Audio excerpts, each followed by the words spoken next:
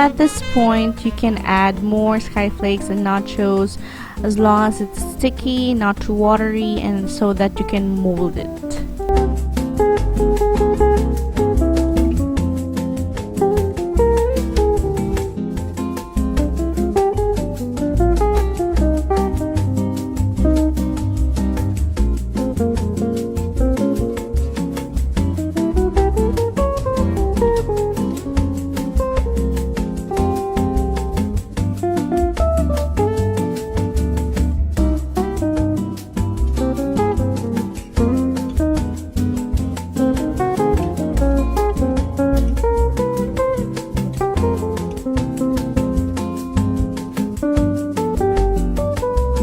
For the dipping sauce, I highly recommend ketchup, but you can use mayonnaise or tartar sauce.